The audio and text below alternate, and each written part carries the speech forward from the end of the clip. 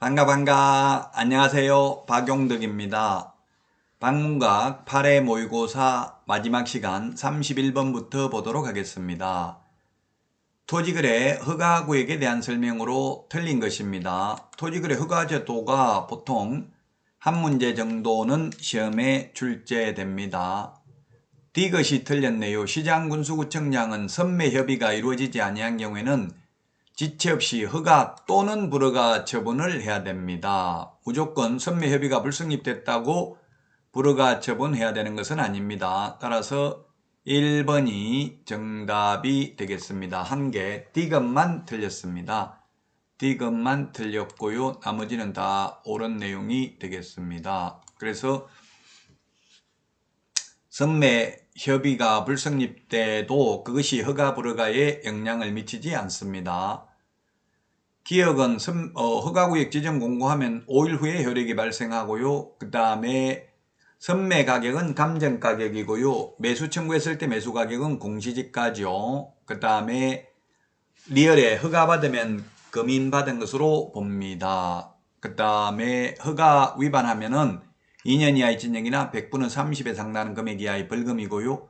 단 외국인 특례에 의해서 군문자야 군사기지 및 군사시설 보호구역에서 외국인 특례에 의해서 허가 안 받으면 2년 이하의 징역이나 2천만 원 이하의 벌금입니다. 자, 다음은 32번 이행강제금에 대한 옳은 내용입니다. 이행강제금 옳은 것은 했는데 1번은 이행강제금 이행명령은 문서로 해야 되고요. 이행기간은 6개월이 아니라 3개월 이내 기간을 정해서 문서로 이행명령을 해야 됩니다. 그 다음에 허가받은 목적대로 당초 이용 목적을 변경한 경우에는 토지취득가격의 5% 이행강제금을 부과한다. 옳은 것은 2번이 정답이네요. 5%고요. 임대하면 7%, 방치하면 10%, 기타 7%가 되겠죠. 그 다음에 3번 최초 의무 위반이 있었던 날을 기준으로 1년에 한 번씩 이행명령이 이행될 때까지 반복하여 이행강제금을 부과징수할 수 있다 했는데 최초 의무 위반이 있었던 날이 아니라 이행명령이 있었던 날입니다. 이행명령이 있었던 날입니다. 자, 그 다음에 4번에 이행강제금 부과받은 자는 이의를 제기하는 경우 15일이 아니라 30일 이내 이의제기할 수 있습니다.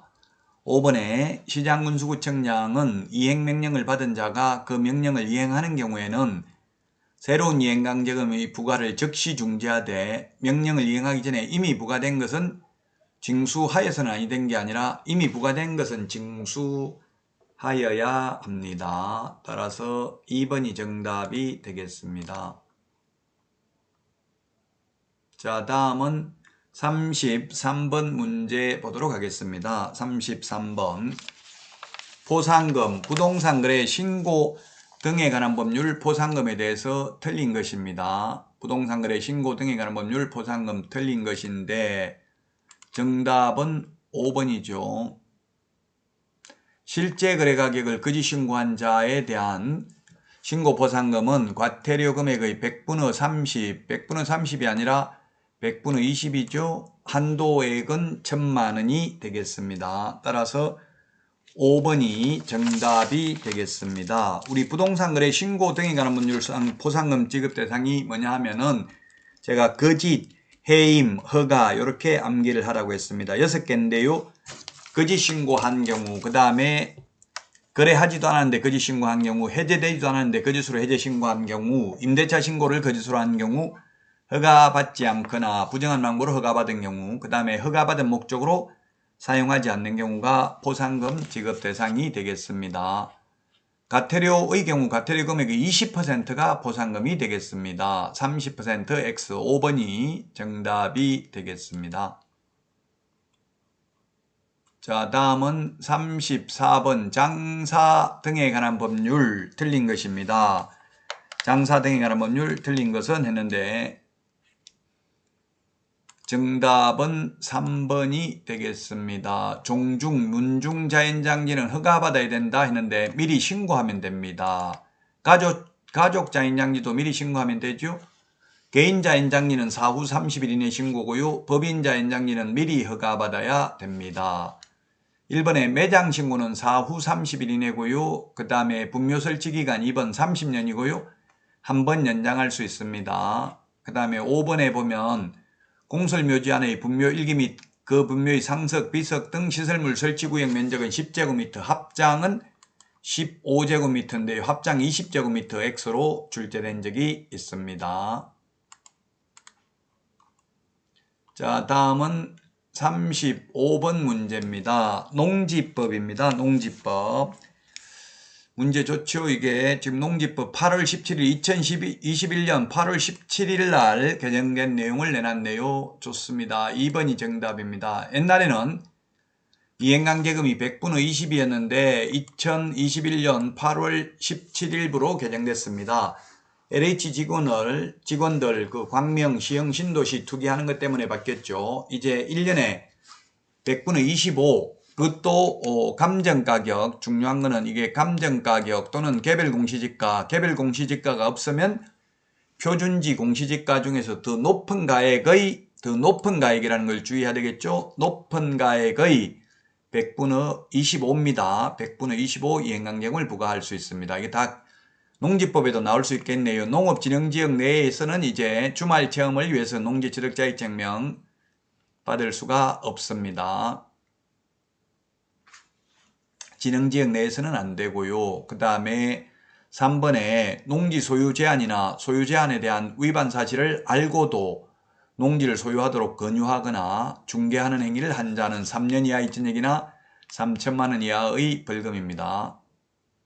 자, 그 다음에 농지 임대차 기간은 원칙 3년입니다. 다만 다년생 식물재배지나 또는 임차인이 비닐하우스 작물재배사 등을 설치한 경우에는 5년이 되겠습니다. 최단기 존속기간. 자, 그 다음에 5번 농지 소유 제한이나 농지 소유 상한을 위반하여 농지를 소유할 목적으로 부정한 방법으로 농지 취득자격증명을 발급받은 자는 5년 이하의 징역 또는 해당 토지의 개별 공시지가에 따른 토지가액에 해당하는 금액 이하의 벌금에 처한다. 네, 그렇습니다. 이게 개정되기 전에는 5천만 원이었습니다. 지금 5천만 원이 아니라 그 토지 취득 한 토지의 개별 공시지가에 해당하는 금액이 하니까 벌금이 더 커졌죠. 5천만 원보다는 더 비싸게 살 가능성이 많으니까요. 2021년 8월 17일 날 개정된 내용들입니다. 자, 다음은 36번입니다. 36번 확인설명서 기재해야 되는 사항으로 틀린 것입니다. 토지죠, 토지. 예, 토지네요, 토지. 토지면 3의 서식이죠. 1의 서식이 주거용, 2가 비주거용, 3이 토지, 4가 임목, 광업재단, 공장재단이 되겠습니다. 자, 그래서 3의 서식에 기재해야 될 사항이 아닌 것은 답은 5번이네요. 일조량, 소음, 진동 등 환경조건은 1의 서식에만 기재를 하고요. 권리관계는 모든 서식, 그 다음에 실제 권리관계도 모든 서식이 되겠고요. 입지조건은 도대주 교판 1의 서식이고요. 도대주 2의 서식이고 3의 서식은 도로 대중교통이 되겠죠. 접근성이니까 도로 대중교통의 입지조건도 해야 되고요. 비선호시설은 1의 서식하고 3의 서식만 기재를 합니다. 따라서 5번이 정답이 되겠습니다. 자, 다음은 37번입니다. 주택임대차 보호법상 계약갱신요구권에 대해서 틀린 설명입니다. 이 계약갱신요구권은 2020년 7월 31일부로 신설된 내용이 되겠습니다. 정답은 5번이네요. 5번. 갱신되는 임대차는 전 임대차와 동일한 조건으로 다시 계약을 한 것으로 봅니다. 다만 차임과 보증금은 정감할 수 없다 했는데 최대 5%까지는 정액은 가능합니다. 물론 감액도 가능하고요. 그래서 정감할 수 없다라고 해서 X가 되겠네요. 5번이 정답이 되겠습니다. 이거 중요하죠. 2020년 7월 31일 소위 임대차 3법이라고 해서 도입된 제도잖아요. 사실은 임대차 3법이 아니고 입법인데 법은 두 개죠. 주택임대차 보호법하고 그 다음에 부동산 거래 신고 등에 관한 법률이잖아요. 전월세 상한제, 그 다음에 임대차 신고제도, 전월세 신고제도, 전월세 상한제, 그 다음에 계약갱신요구권입니다. 사실 법은 두 개입니다. 자, 어쨌든 정감할 수 있습니다. 단 정액은 최대 5%밖에 못 올립니다. 계약갱신요구에 의해서 갱신되는 경우. 자, 다음은 38번 문제입니다. 상가 건물 임대차 보호법에 대해서 틀린 것입니다. 상가 건물 임대차 보호법도 시험에 한 문제는 출제되죠. 1번 서울에서 보증금 9억 이하 월차임 환산보증금액 포함 월차임하고 보증금하고 합한 걸 환산보증금이라고 하죠. 네, 환산보증금 9억 이하 임대차에 대해서 적용이 되는 게 원칙이고요. 그 다음에 2번 임대차는 그 등기가 없는 경우에도 임차인이 건물의 인도와 사업자 등록을 신청하면 그 다음 날부터 대항력이 생기고요. 이것은 9억 초과하는 경우, 일정 금액을 초과하는 경우에도 대항력은 인정됩니다. 그 다음에 3개의 차임액에 달하는 때에는 임대차 계약을 해지할 수 있습니다. 3기는 전부 상가죠. 2기는 주택이나 민법이 되겠고요. 자, 그 다음에 4번 보증금의 전부 또는 일부를 월 단위 차임으로 전환하는 경우에는 그 전환되는 금액의 연 1할 2푼 즉 12%와 기준금리 4.5배 중에서 낮은 비율을 곱한 월차임 범위를 초과할 수 없습니다. 높은 게 아니고 낮은 금액이죠. 자, 그 다음에 5번 임대인의 동의를 받고 전대차 계약을 체결한 전차인은 임차인의 계약갱신요구권 행사 기간 내에서 임차인을 대위하여 임대인에게 계약갱신요구권을 행사할 수 없다라고 했는데 행사할 수 있습니다. 전차인의 경우에는 권리금 회수기에는 보장이 안 됩니다. 그러나 계약갱신요구권은 전대차 계약을 체결한 날로부터 10년이 아니라 임차인의 남은 기간 범위 내에서 임차인을 대위해서 계약갱신요구권을 행사할 수 있습니다.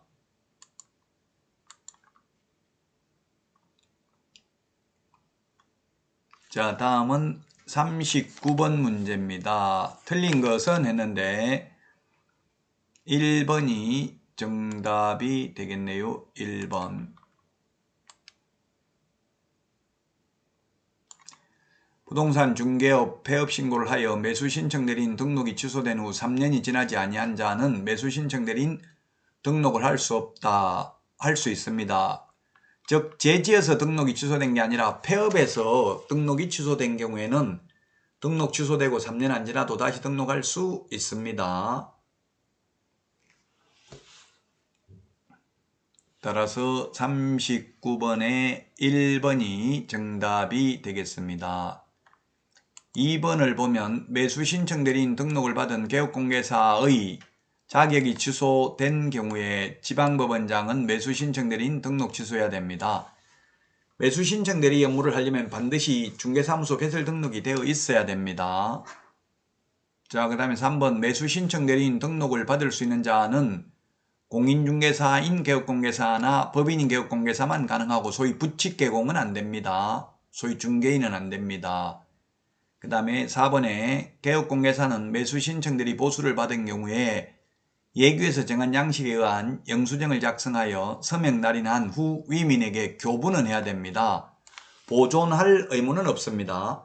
중개보수는 아예 교부할 의무도 없습니다. 중개보수 영수증은 법정서식이 없습니다. 매수신청 대리 보수 영수증은 법정서식은 있습니다.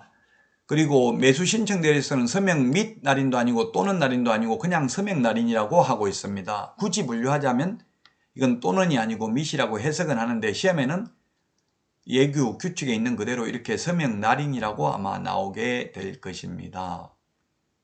자, 그 다음에 5번 매수신청 대리 보수의 지급 시기는 매수신청인과 매수신청 대리인의 약정에 따르며 약정이 없을 때에는 매각대금 지급 기한일입니다. 기일이 아니고 기한일이 되겠습니다.